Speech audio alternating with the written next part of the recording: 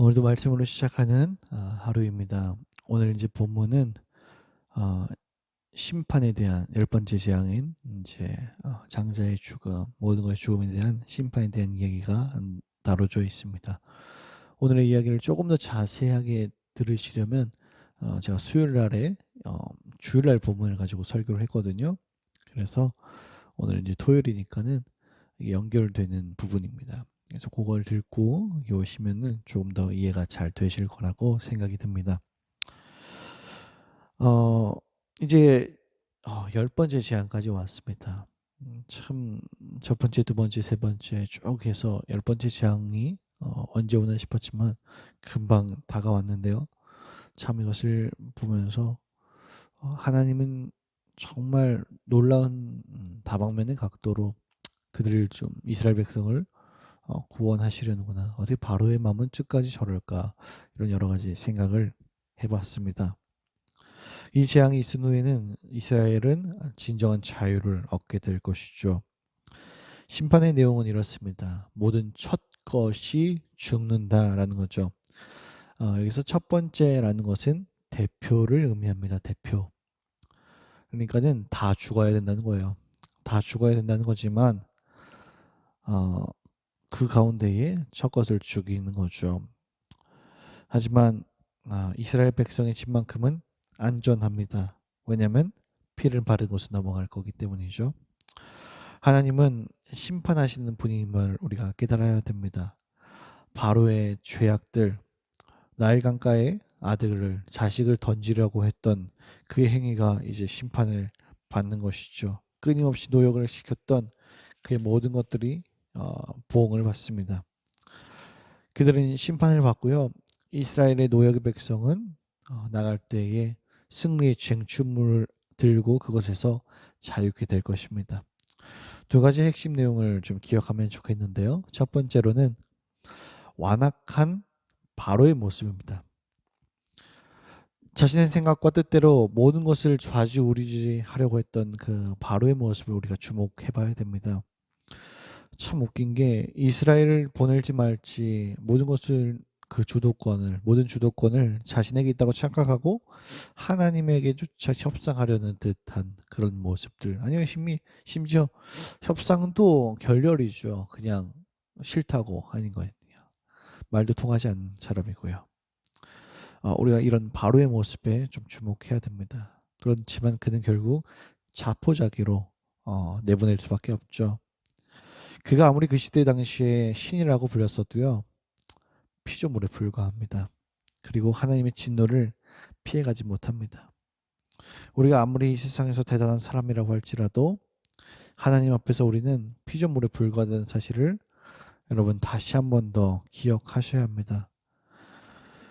그렇게 우리는 애굽을 의지할 필요가 전혀 없죠. 그 애굽조차 심판받을 것이고 세상은 심판받을 것이기 때문이죠. 모든 사람은 말이죠. 하나님 심판을 받을 대상일 뿐입니다. 그렇기 때문에 우리는 누구를 의지해야 됩니까? 여호와를 의지해야 된다라는 사실을 기억해야 됩니다. 두 번째로는 신음에 응답하신 하나님이시라는 거죠. 이스라엘 백성은 눈물의 세월을 보냈습니다. 그렇게 하나님께 기도하고 아뢰고 그래서 결국은 하나님이 들으시고 내려가셔서 그들을 구원하십니다.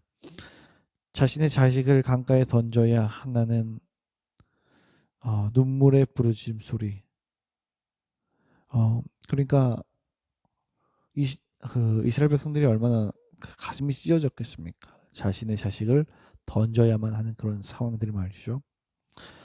그런데 이제는 애굽은 자신의 첫 번째 것인 모든 것이 죽음으로써 더 큰 울부짖음으로 대체될 것입니다.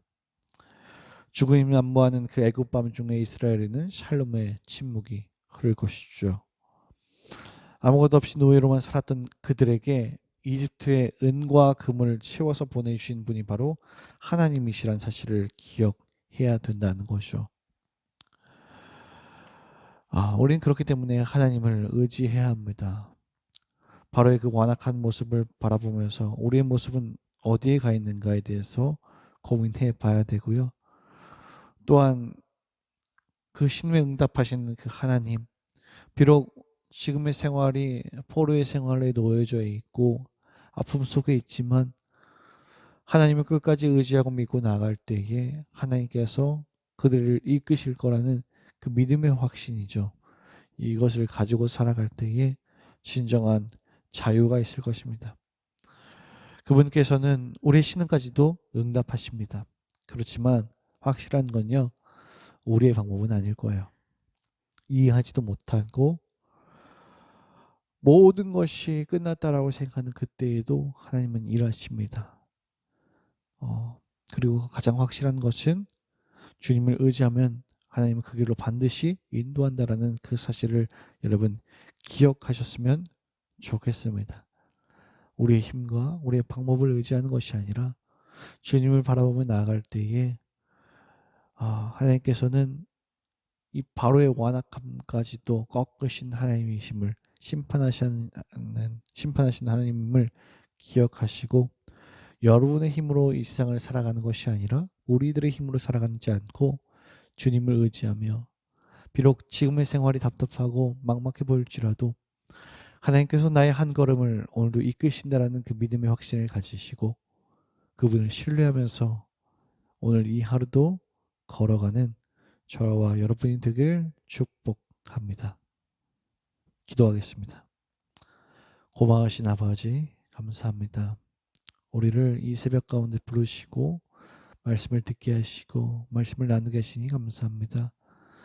주님, 우리의 모습 속에 바로의 완악한 모습이 없는지 다시 한번 더 돌아보게 됩니다. 하나님과 협상하려고 하고 내 마음과 내 뜻대로 살아가고 심지어 하나님의 놀라운 뜻을 봤음에도 불구하고 전혀 귀 기울이지 않는 그의 모습을 보면서 우리가 혹시 하나님의 놀라운 은혜를 경험하고도 그런 모습으로 나가진 않았는지 돌이켜 주시옵소서. 또한 우리들의 신음에 응답하신 하나님을 찬양합니다. 그 아팠던 430년의 노역의 생활의 긴 세월 속에서 그 세월 가운데 하나님께 기도하고 신음소리를 흘렸던 그들을 외면치 않으시고 약속을 기억하시고 내려가셔서 친히 그들을 구원하시는 하나님을 발견하기를 소망합니다. 우리의 삶이 비록 지치고 어려울지라도 그 상황 속에서 하나님의 놀라운 높고 크신 뜻이 무엇인지 살피며 오늘도 믿음의 한 걸음을 내디딜 수 있는 주의 귀한 자녀들이 될 수 있게 인도하여 주시옵소서. 감사합니다. 예수님의 이름으로 기도합니다. 아멘.